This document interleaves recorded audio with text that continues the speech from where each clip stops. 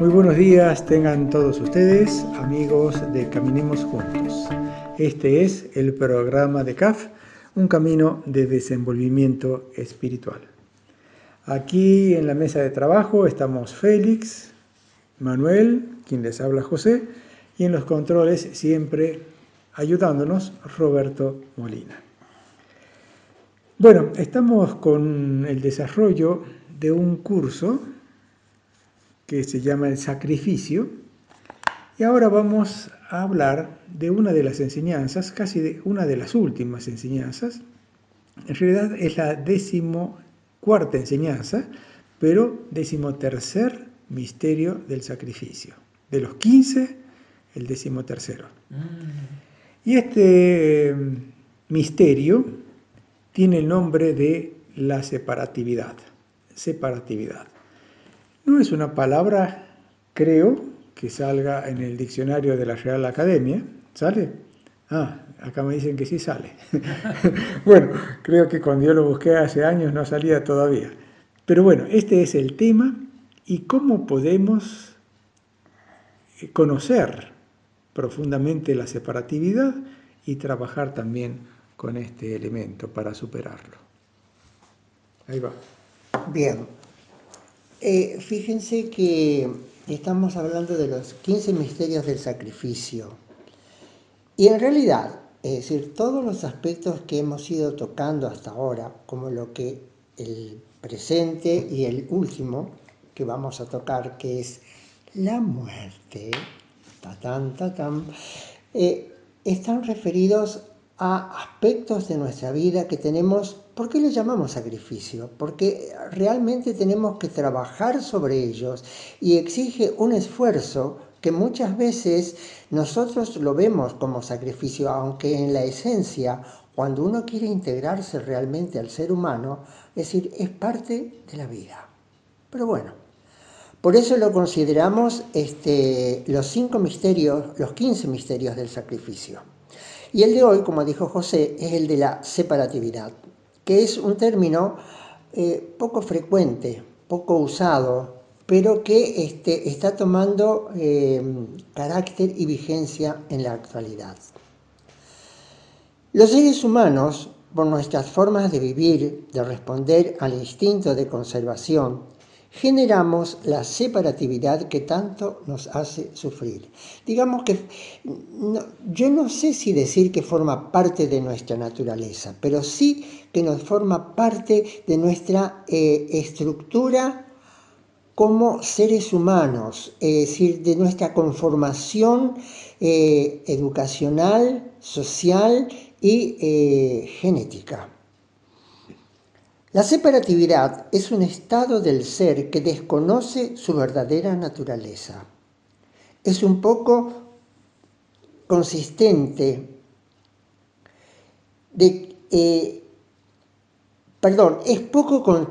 es un poco consciente de que él es decir, que yo soy y que estoy separado. Es decir, que además no sé muy bien para qué nací, de dónde vine, hacia dónde voy. Me siento aislado y solo en un mundo que no le da respuesta a sus incógnitas. Por ello se refiere a la teología,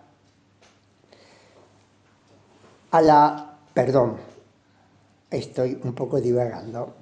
Por eso generalmente el hombre de hoy se refugia en la tecnología, en los deportes de riesgo, en los distintos aspectos de la vida que no lo hacen volverse sobre sí mismo, porque él se siente solo y esa soledad, aunque no es consciente, necesita llenarla de alguna manera. Ahí se dijo algo que a mí me parece que tiene mucha importancia, y es que la separatividad tenemos como razón biológica, diría yo, esa lucha instintiva por ganar el alimento, por superar al otro, por la competencia del más fuerte. recordemos también que ya, ¿cómo se llamaba? Darwin, me adivinó. Darwin ya había dicho que la lucha del más fuerte es lo que prevalece en la naturaleza, en las especies, para que siempre cada especie tenga la fortaleza de seguir manteniéndose con vida. Bueno, esa parte biológica, esa parte instintiva la tenemos los seres humanos y los animales y las plantas. Todo parece ser como una lucha por prevalecer en la naturaleza. Sin embargo, en los seres humanos, a pesar de que tenemos esa parte instintiva, el cerebro reptiliano, primitivo, tenemos también ahora un cerebro que es el neocórtex, el consciente, el de la razón, el de la lógica, el del lenguaje, con el cual podemos empezar a combinar las dos cosas. Si bien necesitamos el instinto para conservarnos, para vivir, tenemos ahora la conciencia para saber o aprender a convivir. No solamente con los que tenemos a nuestro alrededor, sino con los que están muy lejos de nosotros y a veces tienen ideas y posiciones muy distantes a la nuestra, encontradas con las nuestras. Entonces, en ese mundo, en ese plano, en esa circunstancia, en esa situación, hay que trabajar para que se complementen las dos cosas. Tenemos el instinto ya enraizado en nuestro cerebro, en nuestro ser, y tenemos la conciencia para ampliar nuestra comprensión y poder vivir y construir con los seres humanos. Sí, es muy interesante este planteo. También, digamos, lo mismo podemos irlo viendo con distintos enfoques. En este momento se me ocurre verlo, por un lado, como esa diferencia, no sé cómo llamar, biológica, sistémica, del lado izquierdo y del lado derecho de nuestro cerebro. Es como si fuéramos, si nos asentamos allí, es como si fuéramos una persona distinta de otra, siendo la misma persona cuando predomina un hemisferio o el otro. Recuerdo de un testimonio creo que era una neuróloga, una especialista, que tuvo un ataque en el cerebro, y cuando ese coágulo parece que se le estaba formando del lado izquierdo, entonces empezó a predominar el lado derecho. Y ella se sentía unida a todo, inclusive sabía que necesitaba ayuda, sabía que tenía que marcar un número, sabía muchas cosas desde un lado, y por el otro no podía o no quería hacerlo porque se sentía tan dichosa, unida a todo. Incluso las gotas de la lluvia de la ducha, la pared del baño, se sentía unida a todo. Entonces, a mí me parece que buena parte de este tema de la separatividad es un poco el predominio de nuestra mente racional en la vida cotidiana. Bien, no descarto para nada lo que se decía de lo instintivo, porque de hecho es así. Uno tiene dos perros y le hace cariño a uno y el otro se pone celoso. Sí. Yo primero, ¿no es cierto? Bueno, entonces todos los seres humanos también participamos de esa parte animal, de esa parte instintiva, y tenemos a nuestra disposición el trabajo. Por ejemplo, recién se hizo alusión, entre otras cosas, a la muerte. No depende mucho de nosotros el tema de la muerte, aunque en casos muy específicos sí, pero sí en general ninguno de nosotros sabe cuándo le toca ni cómo va a ser, se puede preparar pensando en ella y bueno, ir adaptándose a la idea de que alguna vez uno se va. Pero en el caso de la separatividad, yo diría tenemos todas las cartas en nuestra mano. Somos seres humanos, tenemos condiciones especiales, y podemos trabajar sobre nuestra mente y nuestro corazón.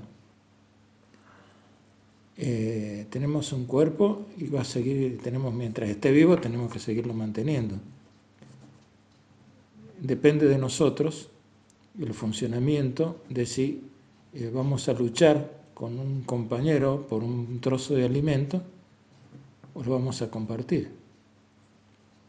si yo quiero ese pedazo para mí y hago todas las maniobras para que eso quede para mí, estoy trabajando con una parte bastante primitiva del cerebro, como se decía recién, y cuando quiero compartir funciona otra parte, otra disposición. Por eso este tema es tan interesante, tan importante, para ver hasta qué punto hay cosas que son instintivas, que no dependen mucho de nosotros, cómo podemos controlar eso, y otra parte que sí depende mucho de nuestra actitud ante la vida en general. ¿Usted? Sí, es común que escuchemos, y nosotros mismos lo proclamamos, que todos los seres humanos somos iguales. Pero existen muchas evidencias de que no es así. Por ejemplo, el feminismo. La mujer todavía sigue peleando para tener los mismos derechos y las mismas atribuciones que los hombres, y todavía no lo consiguen en su totalidad. La discriminación. En todos los órdenes, la discriminación implica separatividad. Las preferencias, por ejemplo, cuando en una familia está el hijo que es el preferido y el resto es dejado como de lado, ¿no es cierto? En la historia tenemos el antecedente ¿cómo se llama el primer hijo? El primogénito. Y el primogénito no tenía que ser mujer. Si era mujer, tenía que ser, bueno, el cenogénito sería, digamos, el segundo porque era varón. Es decir, el machismo también es expresión de la separatividad. Bueno, en fin, como ustedes ven, tenemos infinidad de ejemplos de todavía lo que tenemos que trabajar para llegar a superar este problema. En vano clamamos por la paz y la fraternidad de los pueblos, pero si no estamos dispuestos a renunciar o hacer el sacrificio de la separatividad, dejarla al lado, la separatividad no va a evitar el sufrimiento que vamos a tener nosotros mismos y que vamos a generar en los demás. Sí, la separatividad en concreto es que existe una forma de que nos alejamos de los otros seres humanos, nos separamos. Hay algo que no nos une, sino que nos separa. Hay algo un elemento, ya sea el afán de poder, de hegemonía, de sobresalir, y con eso hasta a veces se quiere anular o eliminar al que no coincide con uno. Por eso existen las guerras, las luchas por el poder, las descalificaciones.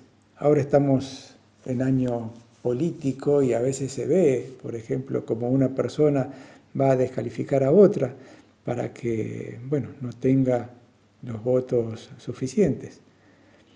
Bueno, y en las luchas de clases sociales, como recién se decía, feminismo, machismo, bueno, muchas cosas hacen que los seres humanos nos encontremos con cierto grado de separatividad. A su vez también tenemos cierto grado de proximidad. El mundo nos ha puesto la tecnología que ha globalizado el mundo y nos ha interconectado con muchos seres humanos. Tenemos acceso a culturas del otro lado del mundo tan solo con apretar un botón y ver un video y aprender de algún pueblo que está muy lejano de nosotros. Bueno, todo este sistema, todo este plano del mundo de hoy es el que podemos trabajar concretamente, a ver qué podemos hacer, qué paso podemos hacer para superar un poquito esa separatividad. Puede haber guerras en el otro lado del mundo, muy lejos de uno. Sin embargo, la separatividad yo la puedo ver en mí mismo y qué elemento hay que me separa o me aleja de los demás seres humanos, en el cual yo puedo hacer algo para abrir esa puerta o ampliar mi comprensión, mi entendimiento con los demás. Una vez un gran director espiritual decía, si uno se da cuenta que la otra persona tiene otro color de piel, uno está discriminando. Yo cuando escuché eso dije, estoy frito. Y yo creo que en serio es así. Después de muchos, o por lo menos de varios años de que él dijo esto, y uno ve que cuando lo que predomina es algo en común, por ejemplo, el desenvolvimiento espiritual, que es algo muy fuerte, y uno ve que tiene compañeros de camino que tienen distintos colores de piel, pero no es lo importante. Uno se siente unido a ellos como con cualquier otra persona que está en lo mismo, y probablemente más adelante con toda la humanidad sin hacer ninguna diferencia, pero es un paso. Entonces, ¿hasta qué punto este tema nos obliga, perdón por la palabra, pero yo en este momento lo siento así, nos obliga a extender, a expandir nuestra forma de ver la vida? Y está bien, es lógico que sea así. Si funcionamos de esa manera estamos más que justificados. Sin embargo, el desenvolvimiento espiritual nos pide mucho más que eso. Este es un pasito. Por eso creo que es un sacrificio. Un sacrificio porque, de cierta manera, es la obligación de trabajar algo que está pendiente todavía para todos nosotros. No podemos quizás tener una preferencia cuando hay una guerra y nos gustaría que gane otro. Uno u otro tenemos una preferencia y nos peleamos con aquellos que prefieren al otro. Y nos falta información, nos falta un montón de cosas. Entonces, ¿en qué nos basamos para todo eso? Si nos damos cuenta que todos somos seres humanos, que todos merecemos ser tratados como seres humanos, que todos tenemos derechos que deben ser respetados, mínimos por lo menos, entonces cambian muchas cosas. Pero es un darse cuenta que no es racional. Es decir, empieza por la razón. Uno lo piensa, lo lee, lo estudia, pero cuando se fija en el corazón cambiamos de rumbo. Nos damos cuenta de muchas cosas que no se expresan en palabras. Ahora bien, va la pregunta. A ver. ¿Podemos trabajar para superar la separatividad? Y bueno, ese es el sentido. De eso estamos hablando. Claro. Yo diría que hay dos Entonces, pasos. Hay dos A ver. pasos. El primero, para superar el estado de separatividad, primero hay que comprender y segundo, hay que trabajar o actuar. ¿Qué es lo que hay que comprender? Hay que saber que todos los seres humanos somos manifestación infinitesimal de lo uno, de la sustancia primordial, que es el espíritu.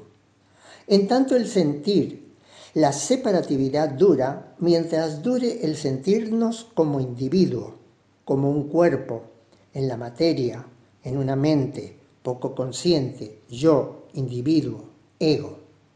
En la realidad absoluta, todos los seres somos uno solo, un solo y supremo ser diversificado. Y voy a dar una imagen de esto. Todos devenimos de la esencia divina, ¿no es cierto? La esencia divina. Suponemos que esa esencia divina sea una luz superpotentísima y que frente a esa luz nosotros colocamos un gran colador.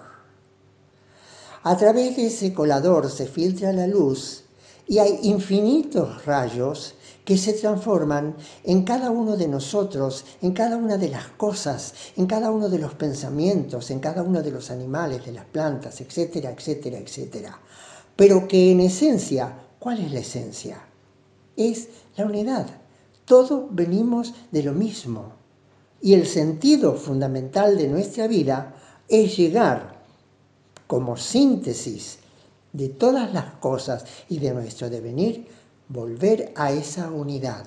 Y como, para citar a alguien que le da un carácter científico al término, es volver a la cristogénesis, como decía Teilhard de Chardin.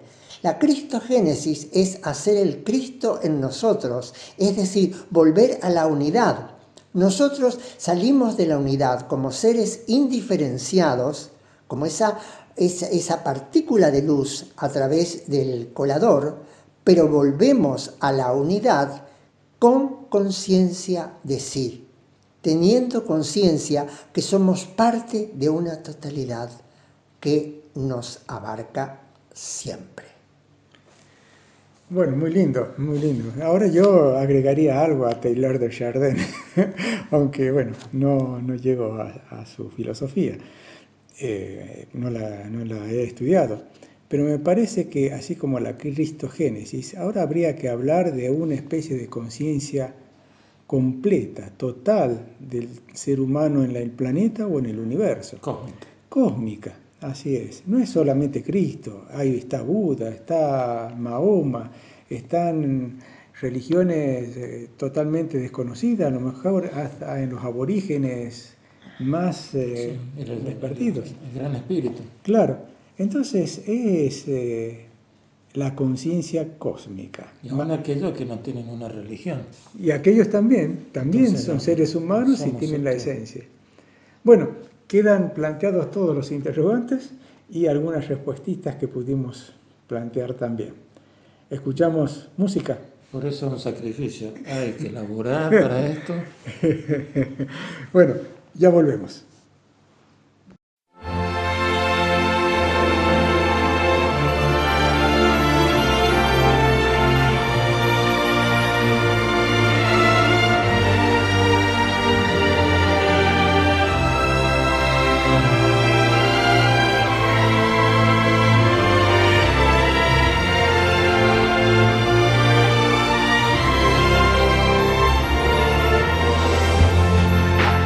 Skip the light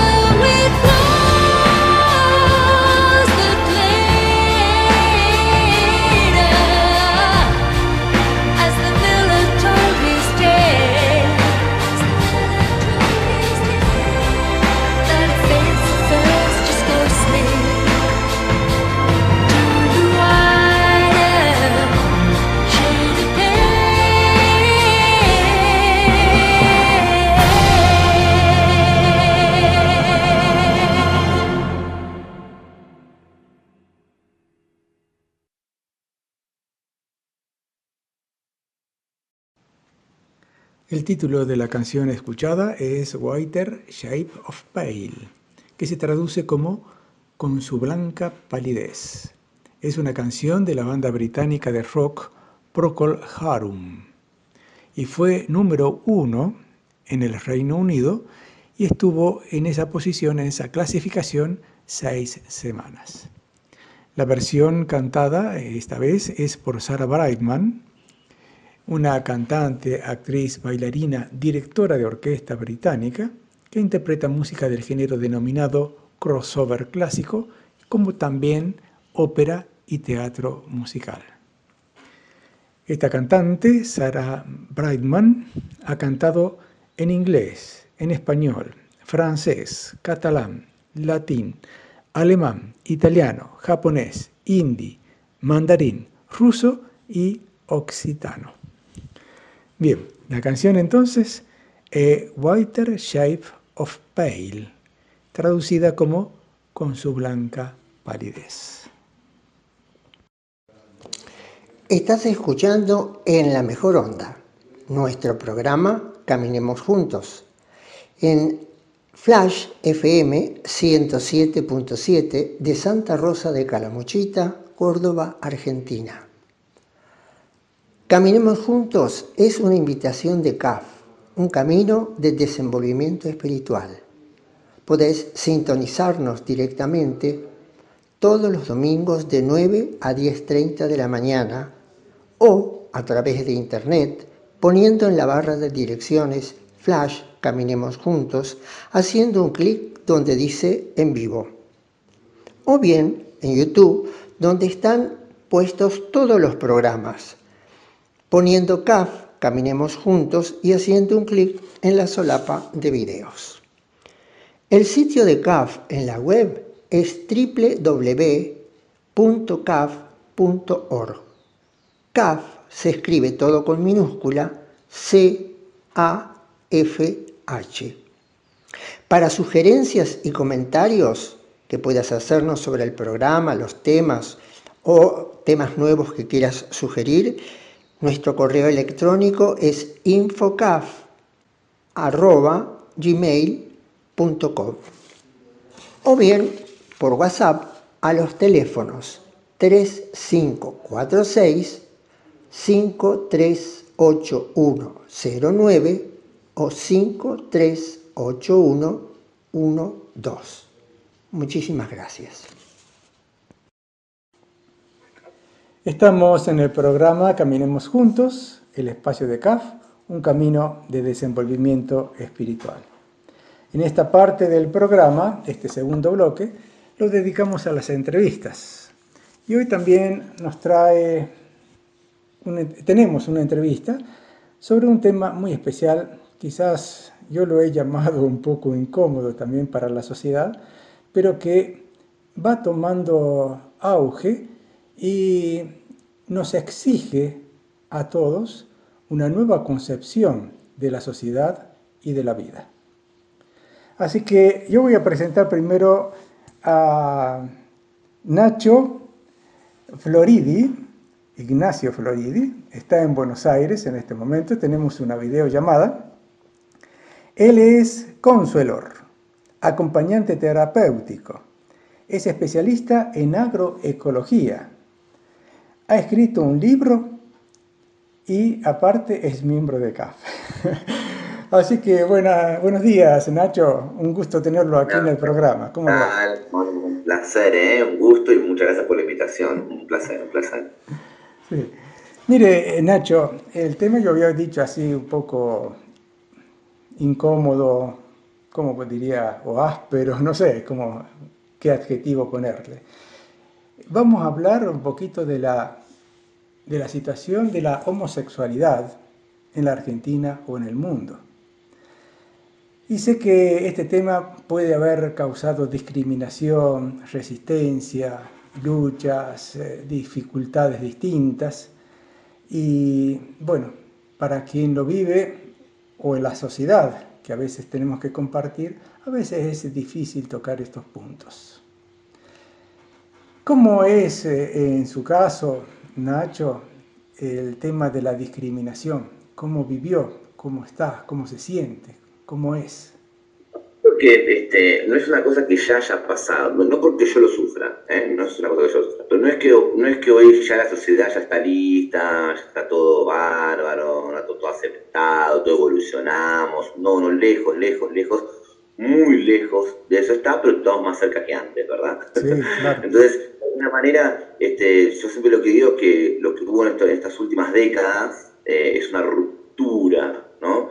Pero es como la punta del iceberg, es como que recién está comenzando este cambio de era. Creo que no va a ser un día para el otro, sean muchos avances muy rápido, seguro, segurísimo. Hoy, 10 años atrás, es un montón. Claro. Entonces, ya antes 10 años no era tanto, ahora 10 es un montonazo, 20 ni te cuento. 30 ya hay gente que ni existía o no podía existir por gay, ¿no? Entonces estamos hablando 30 años atrás, tampoco estamos hablando de una cosa. Y bueno, y hoy todavía en día los números, a veces uno se pone a hablar de números, son catastróficos, ¿no? Todavía hoy podemos escuchar países donde está pena de muerte por la homosexualidad, podemos escuchar países donde todavía se sigue celebrando que recién ahora hombres y mujeres del mismo sexo están pudiendo casar.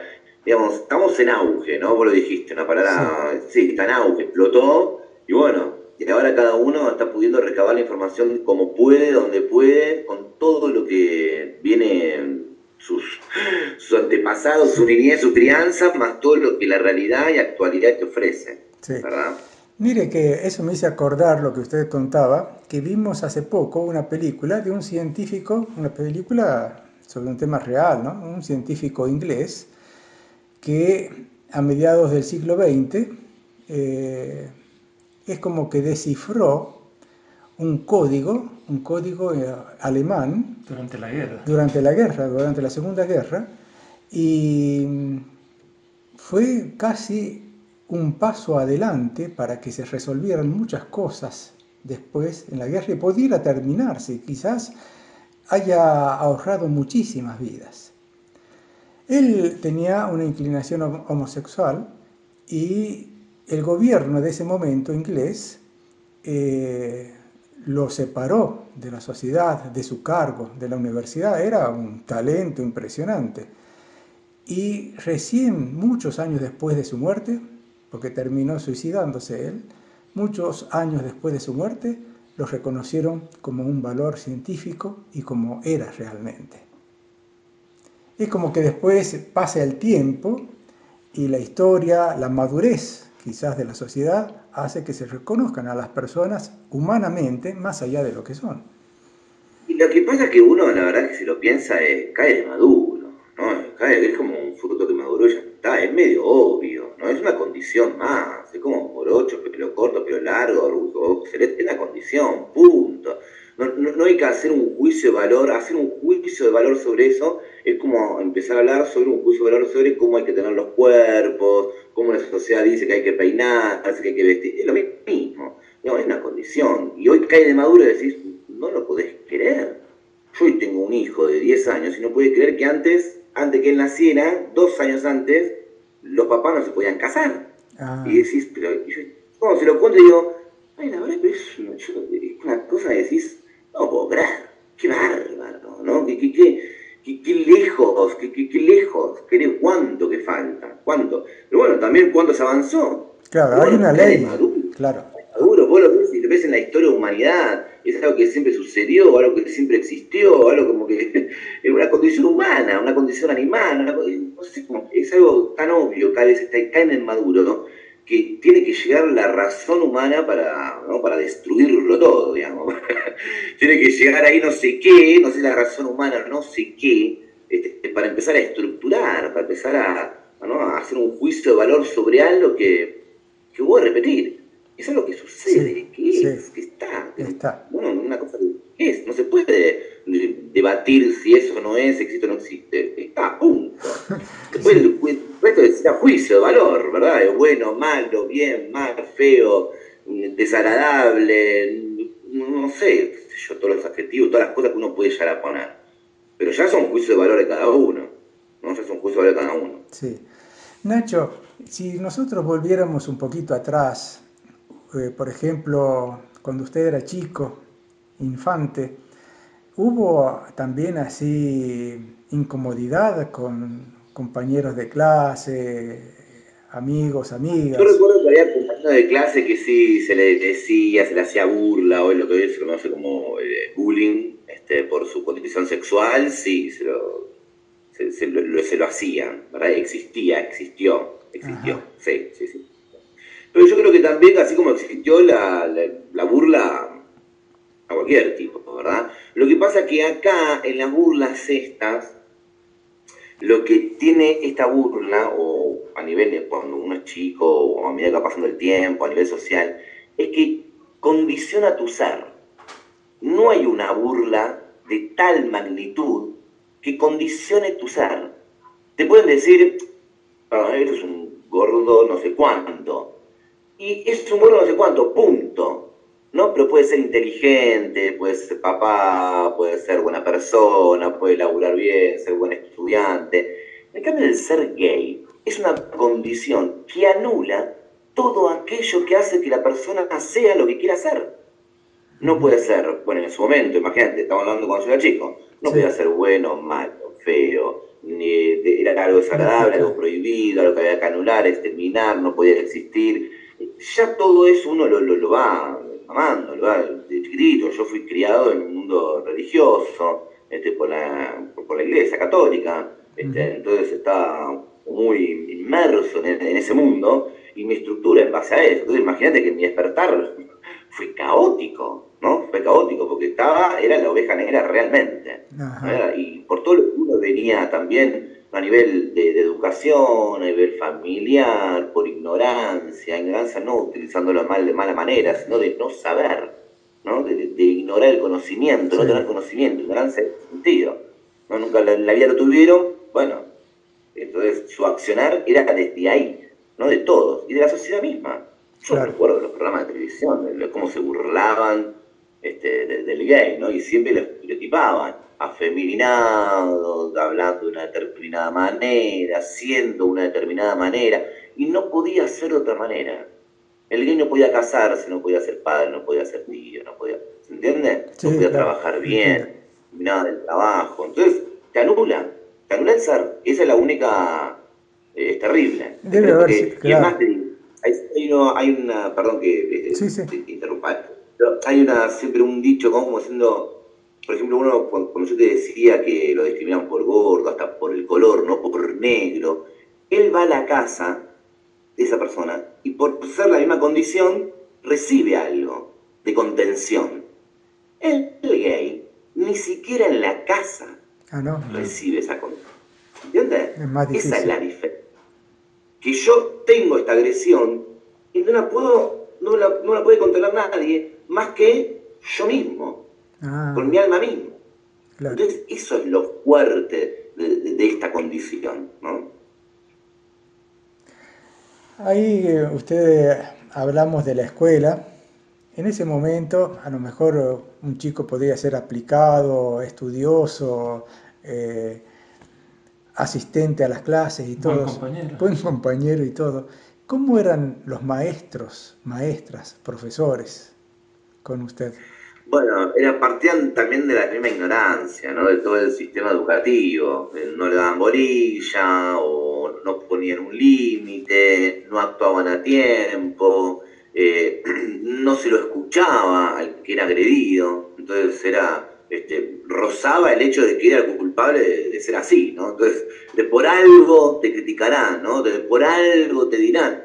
Y es fuerte, ¿no? Imagínate Sí, más que un un chico. profesor Sí. esté a esa altura, ¿no? Donde uno deposita, por lo menos. Pero bueno, yo viendo la distancia, digo, es parte del mismo sistema y sociedad. O sea, tampoco le puedo exigir a ese docente que haga más de lo que dentro del sistema está.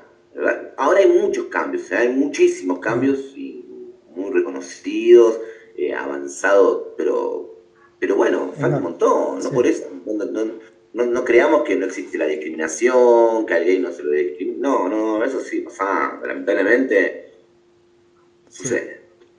Pero, por ejemplo, se pueden asociar, se pueden hacer asociaciones, digamos así, grupos para hacer acciones para Sí, poder los hacer hay todo lo que se ha avanzado. montones, hay montonazos. Pero la realidad es que la diaria, en el cotidiano, estás vos con vos solo, ¿no? Entonces, como que el grupo te puede ayudar, te puede acompañar, pero hay una realidad cotidiana que, bueno, yo no me olvido más, ¿no? Cuando tuvimos Santiago, fue donde más viví esa cotidianidad de que por más que haya una agrupación, dos papás en una sociedad, era todo el tiempo irrumpiendo, todo el tiempo. Y uno nota es el romper, lo que se respira, ¿no? Entrar a un consultorio y que entren dos papás, entrar a un colegio y que entren dos papás, entrar a una plaza y que entren dos papás. Como que todo el tiempo irrumpiendo. Bueno, es esa coraza que socialmente hoy todavía está permeable hasta ahí, ¿no? En ciertos lugares, en ciertas situaciones, en muchas, pero bueno, hay otras que todavía falta, cuesta, y bueno, acá estamos. Claro, está bien. Yo comenté que habían escrito un libro, que el libro se titula Mis dos papás. ¿Cómo Sí. sale la idea? ¿Por qué se escribe? ¿Cómo trata? ¿Cuál es el argumento que hay desarrollado Bueno, en mira, ese libro? viene a colación de lo que veníamos hablando. Ajá. Cuando nosotros tenemos a Tiago lo tenemos desde recién nacido, así que está con nosotros, tiene 10 años. Y en la primera etapa no había nada que nos identifique como dos papás. Imagínate que nosotros queríamos llevar al jardín, ¿y cómo es el jardín? Jardín maternal. Ahí, olvídate, tenés anulado la paternidad, andás a ver dónde queda. Pero era todo maternal. En el cuadernito, queridas mamis. Olvídate, seguimos sin tenernos en cuenta. Publicidades, pañales, juguetes, siempre estaba la mamá. Y decíamos, pero pucha, no nos vemos, qué difícil que se nos hace, porque... Y también empezamos a imaginarnos el mundo de Tiago, ¿no? Porque decíamos, wow, pues, o sea, cualquier niño o niña tiene una representación de su familia en la tele, en el dibujo, en el cuaderno, en el libro, en la clase, en el contexto, en el vecino. Lo tiene, es como, ni se lo cuestiona, porque está a punto, ya está. En este caso, no había, hace 10 años, muy poco se sabía, muy poco. Y es más, te digo, había un libro, me acuerdo, yo había investigado en Chile, Sí. pero que habían prohibido, porque no estaba la figura materna. Entonces el tipo tuvo que hacer no sé qué modificación, que no sé cuánto, pero no, o sea, que no era una familia compuesta realmente por dos papás. Era por dos papás y aparecía la madre. Ya ve, es otra composición, ¿verdad? Entonces ahí se lo aceptaron. Y bueno, en la falta de este material, un día yo llegué como loco del colegio, del jardín, porque como que directamente uno iba a la reunión y fue fuerte que no se te dirijan a vos, ¿entendés? Yo estaba ahí siendo padre. Sí. Y que no te miren, no te tengan en cuenta. Yo también cortaba el papelito, pegaba con la borigoma, lo cambiaba el pañal. Estaba acá, yo no sabía nada qué hacer. Y bueno, llegué como loco y dije, basta, se terminó. Si el mundo no hace algo por nosotros, hagamos algo por el mundo porque estamos en el horno. Y dije, basta, empecemos, y ahí empecé, voy a escribir un libro, un cuento, tengo que tener un cuento básico. ABC, un cuento, un libro, algo que se vea, que mire, que empiece a tener imágenes. Y bueno, y ahí empezó la idea de un libro, que en realidad solo le decimos que es un libro de 0 a 99 años, porque después terminó saliendo por otro lado, pero la idea era para que él era para niños y niñas chiquititos que puedan ver otro tipo de familia, ¿no? Entonces lo hicimos con un papel especial, porque puedes escribir ahí en el papel. La idea era contar como una familia, algo simple, sencillo, porque notábamos eso, que había mucha fantasía, pero una cosa, pero descomunal. Y decías, pero si yo soy dos papás, tanto lío por esto. ¿Cuál es el problema acá? ¿Dónde está el tema? Teníamos que empezar a reflexionar con nuestros propios preconceptos del tema. Y bueno, entonces después vimos que esto era algo básico y decidimos que en la última página del libro está en blanco. Ajá. Y hace una pregunta, ¿y tu familia cómo es? Entonces cualquiera que tome contacto con ese libro puede dibujar su familia y tiene la picardía que vos podés borrar, ajá, porque tiene un papel especial, y volver a reescribir. Ah, sí, sí, sí. ¿Entiendes? Porque familia no es algo estático, no es algo ahí que digo, pum, pum, esto es familia, Está ya está. bien, dinámico. No, es algo en eterna evolución, es Sí, algo, ¿no? Que va sí, cambiando, modificándose, sí. moviéndose por Dinámico. X. Entonces, como que bueno, y bueno, ahí empezó y lo empezamos a presentar en universidades, facultades, colegios, jardines, hicimos una segunda edición, y bueno, y salió Ajá. después declarado como interés cultural y Ah, educativo de la Ciudad Autónoma de Buenos Aires. mira. Entonces, bueno, también un poco ahí avanzamos un montón. Y bueno, y después como que empezaron a llegar mensajes que me lo llevé a Israel, me lo llevé a no sé dónde. Y yo decía, wow, era un libro para Tiago. ¿No? Sí, Y sí. bueno, y genial, bienvenido sea, Superó. bienvenido sea. Ahí ¿Y anduvo volando. hay algún argumento así que se pueda describir qué es lo que pasa en el libro? ¿Qué es lo que se relata? ¿Qué se presenta? Hay que comprarlo. Cuenta, es un niño que cuenta su vida, como es su vida. Ah, Bueno, voy al colegio, festejo un cumpleaños con mis papás, paseo a mi perro, y te va mostrando que él comparte todo el tiempo su vida con sus dos papás. Entonces, ah, bueno, y después de una vida con dos papás es posible, y es tanto, sí. igual, más o menor, menos de lo que quieras, como cualquier otro tipo de familia. Que hay discusiones, que van a pasear, y es más, una vez, mira, en una de las presentaciones que hicimos, fue la mejor devolución que tuve en mi vida respecto al libro, Sí. ¿no? Una chica lo termina de leer, una colombiana era. Lo termina de leer y dice, ah, pero es una familia. ¿Lo entendiste? Tal cual. Claro, no era Me nada acuerdo que nuevo. dijo, perdón, me acuerdo que dijo, es una familia normal. Yo dije, bueno, mirá, es la primera vez que me ponen del lado de la normalidad en mi vida. Así que, o sea, y eso es, ¿no? Da esa sensación de, pero al fin y al cabo, es una familia. Sí, sí, Sí. ¿qué más queremos? ¿Qué más querés que sea?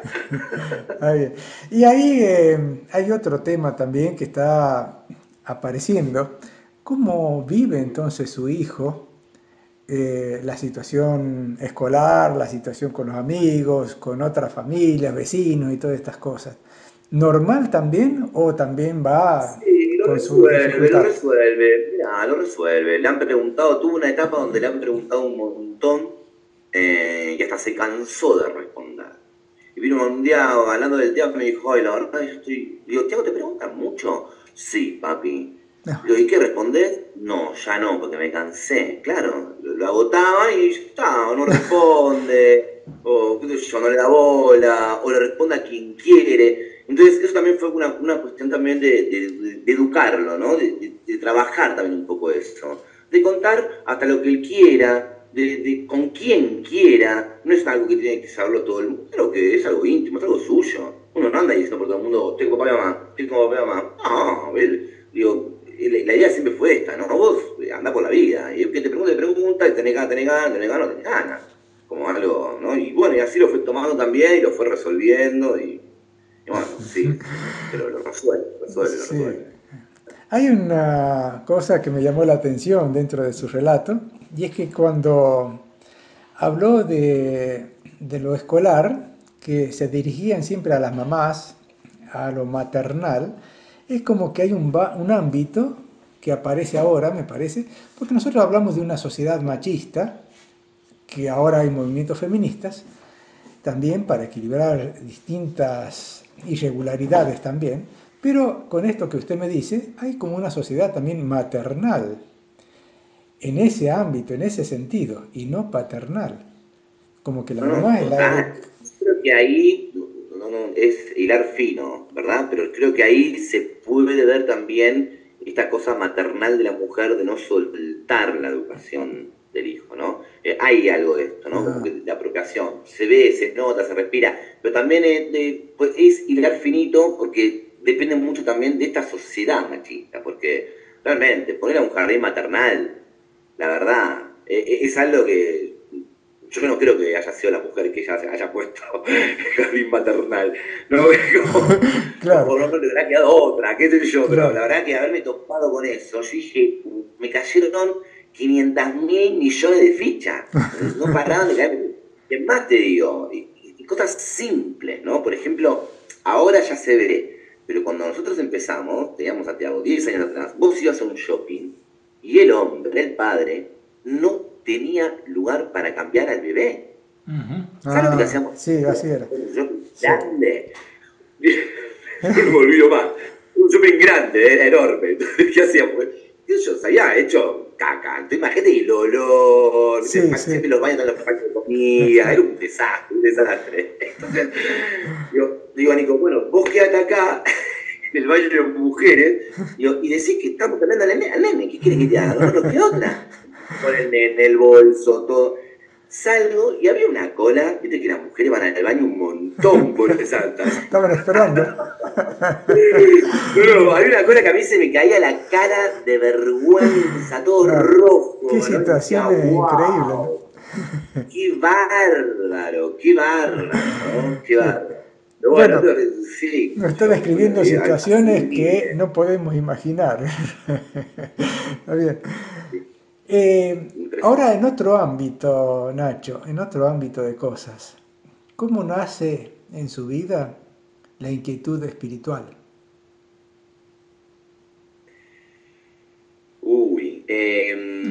Desde muy chico, yo en mi casa, bueno, ahí conté que estábamos todos muy involucrados con la religión católica. En mi adolescencia yo la pasé muy mal, no entendía por qué, pero la pasé muy bien y me aferré mucho a Dios, ¿no? A la figura Dios católica. Muchísimo, aferré muchísimo. Al Dios que conocía. Esa conexión, yo hoy en día puedo decir que me salvó en muchas ocasiones, muchísimas. Creo que ahí nació mi relación espiritual, ¿no? Yo creo que ahí tuve una conexión muy importante, muy importante. La puedo discernir u observar en mí, perdón, a los 10 años más o menos, 11 años.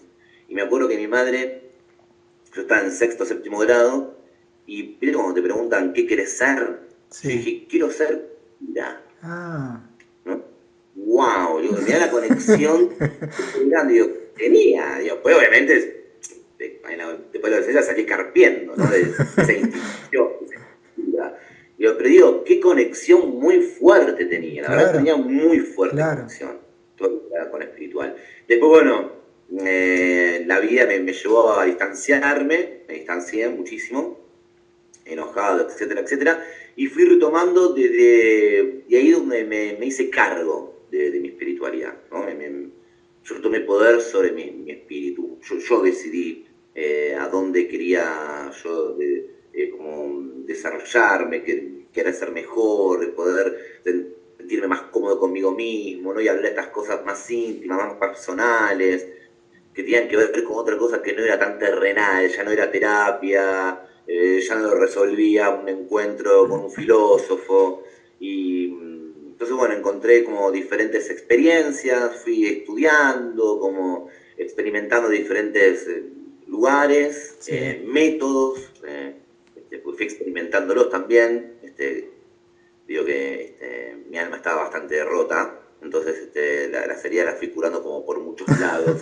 Sí. Y hasta que, bueno, cuando conocí a Nico, que lo conozco hace ya 18 años aproximadamente, es que a través de él conozco CAF, pero así, poquito y nada. Sí.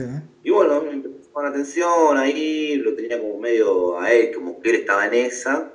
Y yo en un momento como que me empoderé a mí, conmigo mismo. La verdad que tuve un crecimiento personal bastante importante por experiencias que estaba viviendo ya a los 30 aproximadamente. Cuando a los 34 o 35, que también fue un quiebre en mi vida, decido como oficialmente, digamos, como digo, bueno, quiero tener una estructura o quiero algo... Yo lo llamo como un acompañamiento más personalizado, ¿no? Como una contención que necesito. Y bueno, ya lo conocí a Nico, tuve como ya más o menos CAF, ya estaba empapado, imagínate como 10 años más o menos estuve con él, y yo no estando ahí en CAF, y bueno, hasta que decidí, bueno, y ahí me metí. Y acá está. Muy bien. Y me ayudó un montón. Muy bien. Claro. Y ahora... En CAF llegó... no, digo que también CAF llegó en un momento en mi vida de una maduración también interesante, ¿no? Para mi desenvolvimiento, como agua haya pasado bajo el puente, reflexiones y conclusiones de todo lo que me había pasado, el camino recorrido. Entonces, como que a CAF lo agarro lindo. Me encuentro bien con CAF, me encuentro bien, ¿no? Como, bueno, qué bueno, CAF. No estamos conociéndonos todavía. Claro. Una pregunta final, quizás porque se nos está yendo ya un poquito el tiempo, Nacho. ¿Hay proyectos para el futuro en cuanto a su trabajo, en cuanto a libros, escrituras o, bueno, o algo planeado? Siempre nos están como insistiendo y hablando de un segundo libro de mis dos papás.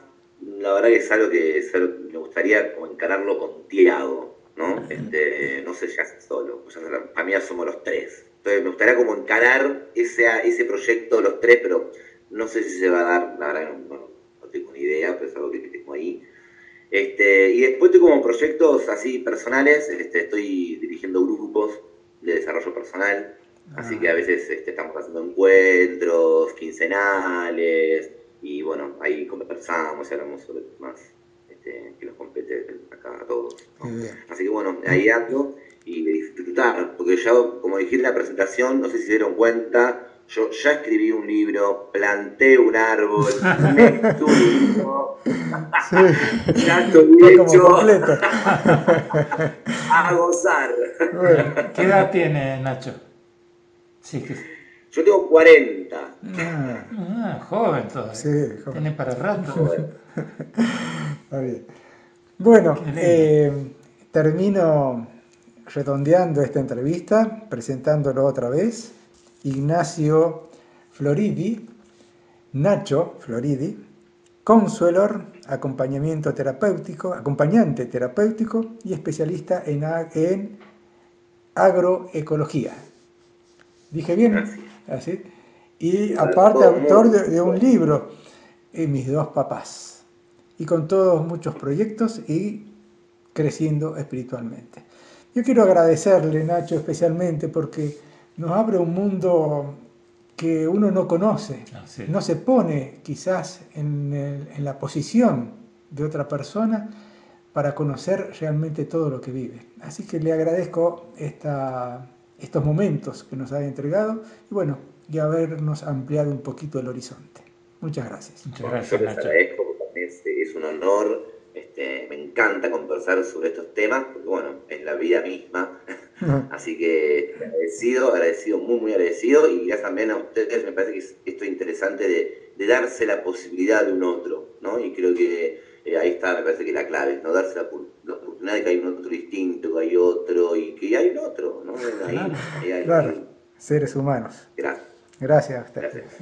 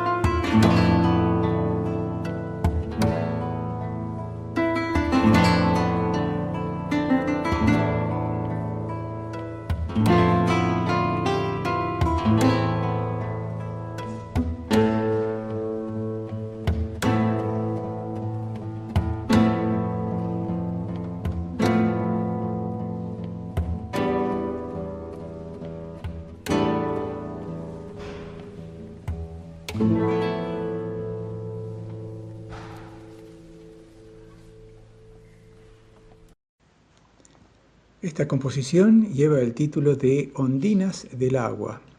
Es una composición que yo hice para cuarteto de guitarras y que forma parte de una obra en 4 movimientos llamada Los Duendes. Este es el primer movimiento denominado Ondinas del Agua. Y aquí hay un texto que ha escrito una licenciada en literatura, Daniela Isabel Ortiz, aludiendo a esta canción. Dice así: es de mañana y se asoma un sol cálido de verano.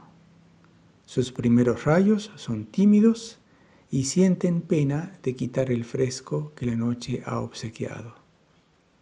Llega Ondina, una de las ninfas acuáticas que se bañan a diario en la laguna de Guanacache. Está sola, únicamente la rodea el perfume de las jarillas que se han despertado con el sol. Ondinas del Agua, por el Cuarteto de Profesores de la Universidad Nacional de San Juan, Cuarteto Suma.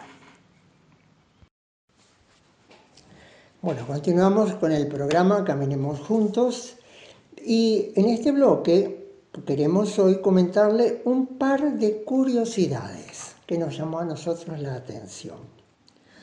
Curiosidades de esas propias que surgen del interés de un investigador o la necesidad de una publicación por parte de él en una revista especializada, porque eso hace parte del currículum. Bien, la primera curiosidad. La cuenta regresiva de 2.200 millones de latidos de un corazón en una vida promedio de 70 años a razón de 60 latidos por minuto. No sé si se quedó claro. Sí, ¿y cuánto da la cuenta? La cuenta son 2.200 millones de latidos. En un hombre de 70 años, esa es la cantidad de latidos del corazón. Vaya si tenemos latido y tenemos que saber aprovecharlos. ¿Qué les parece? 2.200 millones de latidos de esta máquina tan preciosa que es nuestro corazón y que, como ya lo hemos mencionado antes, también piensa con 40.000 neuronas que le son propias y que las usa. Pero ese es otro tema. Sí, quizá ese otro tema no sé si está ya constatado. El contar los latidos del corazón, sí, se han hecho muchos estudios. Se ha comparado incluso los latidos del corazón humano con el ritmo, la frecuencia de los latidos de animales, incluso de insectos. Bueno, no de insectos, de pequeños roedores. Los insectos creo que no tienen corazón. Sí, hace la diferencia entre los vertebrados y los invertebrados. Bueno, acá el artículo pone un panorama, diría, que es bastante interesante. En una persona normal, digamos así, que tenga un promedio de vida de 70 años, dice que tiene 2.200 millones de latidos el corazón. Una función bastante larga, ninguna bomba, digamos así, o motor eléctrico humano dura tanto tiempo y que se regule solo y que funcione tan perfectamente. El artículo presenta esto, que de esos 2.200 millones de latidos, utilícelos sabiamente. Desde el principio, cuando uno nace, incluso creo que desde antes de nacer ya empieza el corazón a palpitar. Ya nace uno y empieza la cuenta también para utilizar todos los latidos del corazón durante toda la vida. Siempre hemos asociado el corazón con el sentir, con la conexión divina. Varias religiones, varios maestros y profetas espirituales han mostrado como el corazón como el camino para llegar a Dios o para la comprensión cósmica, para la unión con lo divino. Entonces, hay mucho más que pensar cuando uno está viviendo y el corazón está latiendo constantemente. En este momento, los que estamos vivos, nuestro corazón marca ese pulso. ¿Cómo lo aprovechamos a cada pulso?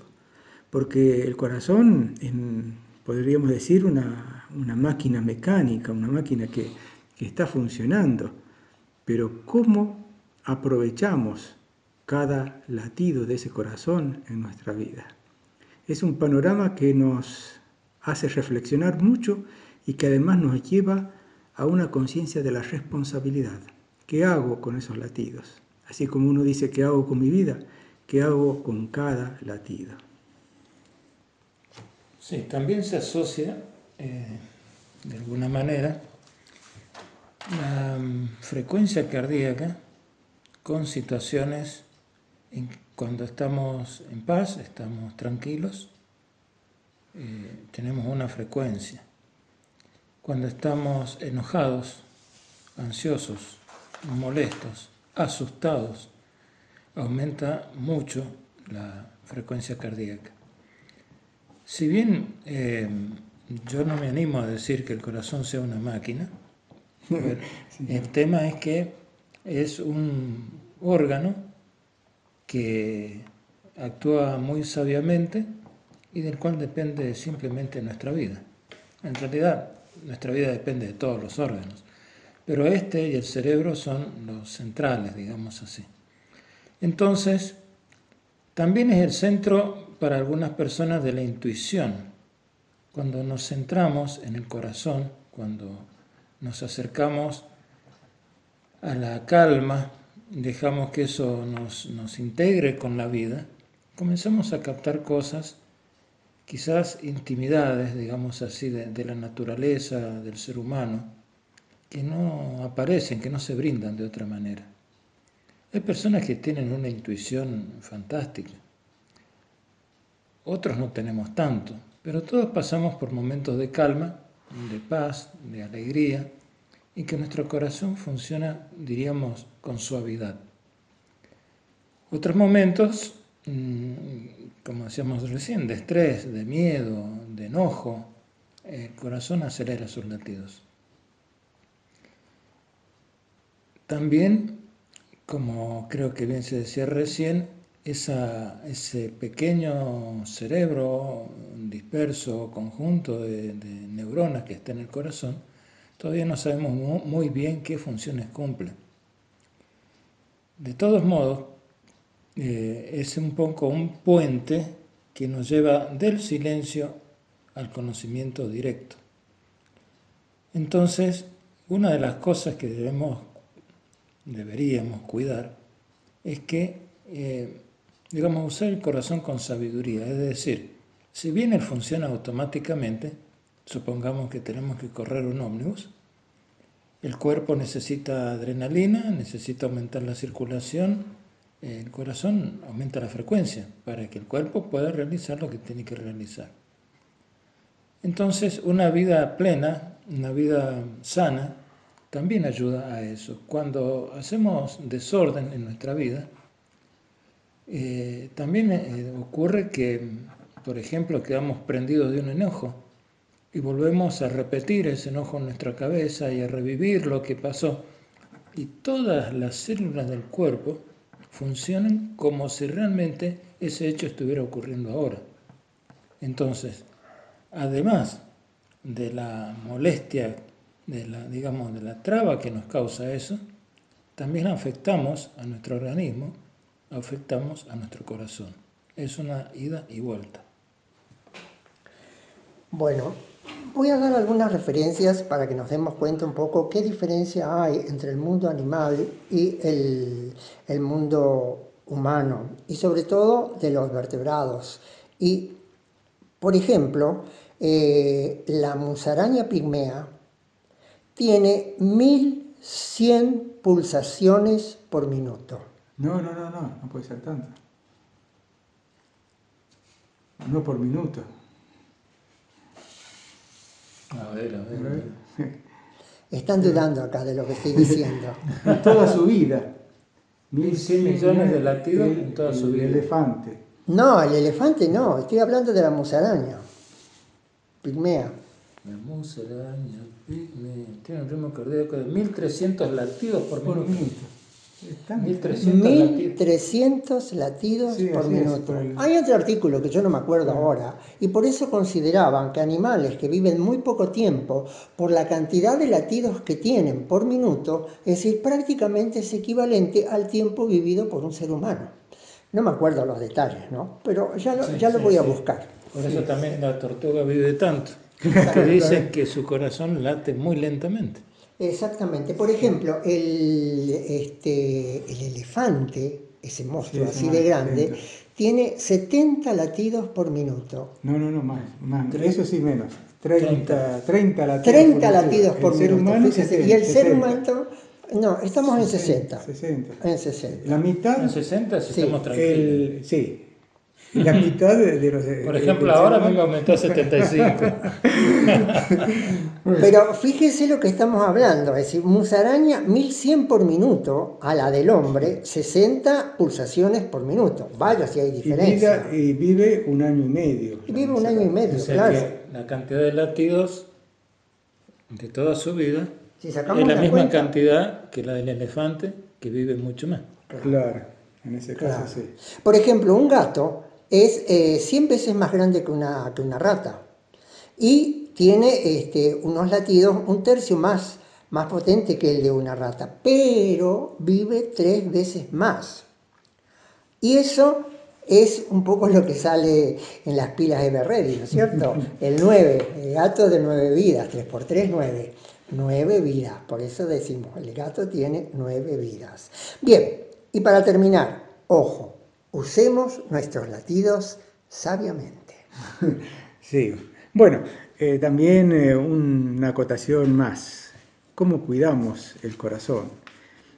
No es solamente evitar las emociones fuertes, es la alimentación, los ejercicios, la respiración, no sé, el buen espíritu, el buen ánimo, tantas cosas que por ahí uno deja de lado y que hacen tanto para que tenga un buen pasar en la vida del corazón y nos ayude también a vivir. Hay un asunto que salía en el artículo, que el elefante vive 70 años. Ajá.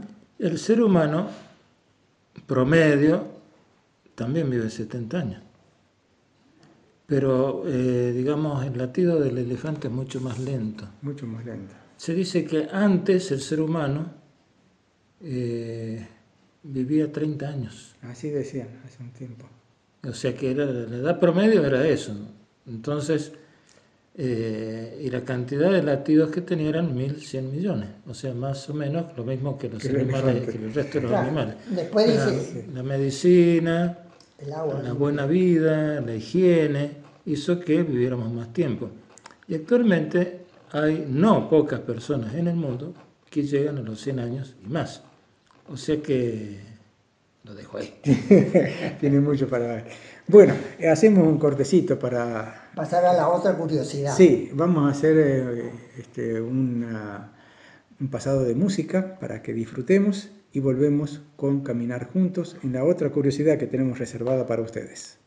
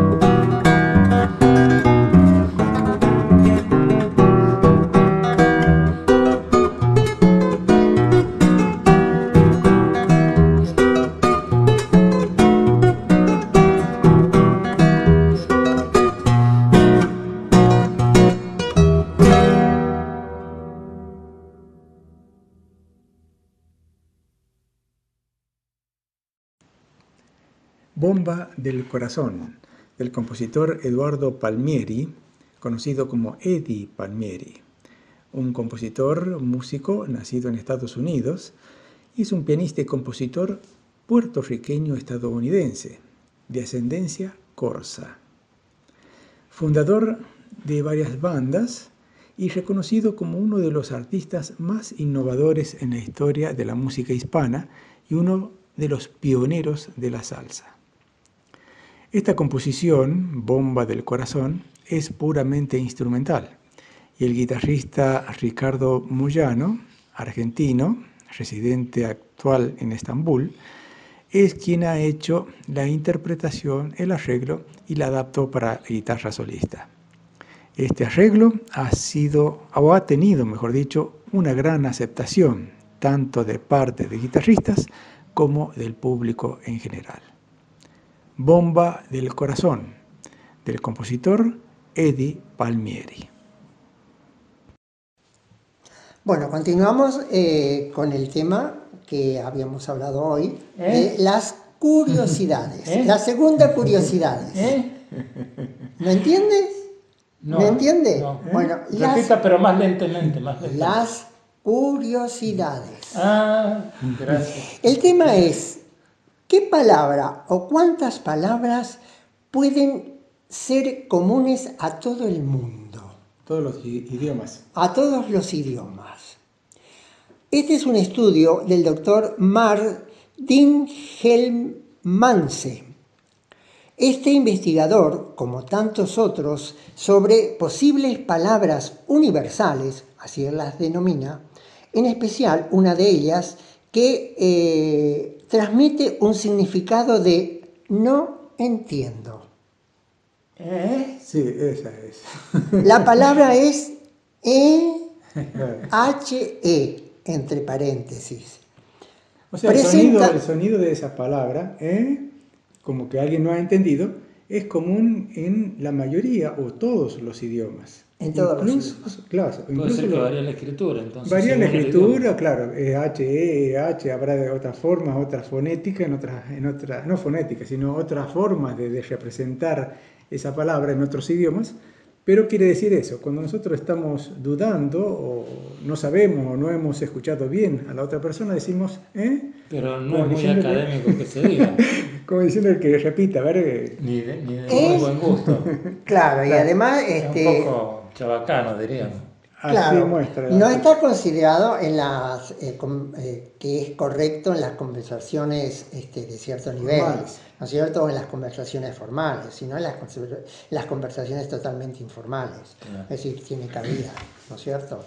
Además, no queda bien cuando, es decir, usted está hablando con un profesional y le dice, él le está explicando algo técnicamente y uno le dice, realmente no pega, ¿no? Bueno, nos pasa así todo, aunque no querramos, a veces nos sale, ¿cómo?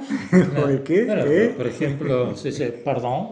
Ah, bueno, sí, más elegante. O perdón, entonces. Sí.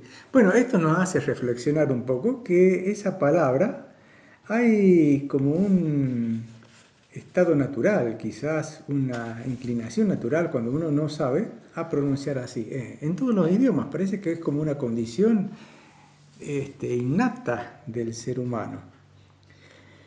También nos hace pensar esto, a mí me hace pensar esto, cómo uno usa el idioma. Uno tiene su propio idioma, el idioma con el que ha nacido, con el que se ha criado. Hay gente que habla varios idiomas, pero tiene siempre uno que es el fundamental.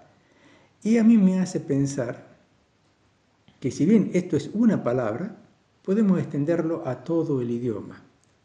cómo usamos las palabras, no solamente sino todas las otras, cómo las construimos y cómo podemos comunicar a otra persona con nuestro lenguaje una idea precisa, un diálogo, digamos, una información que sea clara, que sea comprensible y que por el volumen de la voz y la articulación de las palabras no me tenga que decir, ¿eh?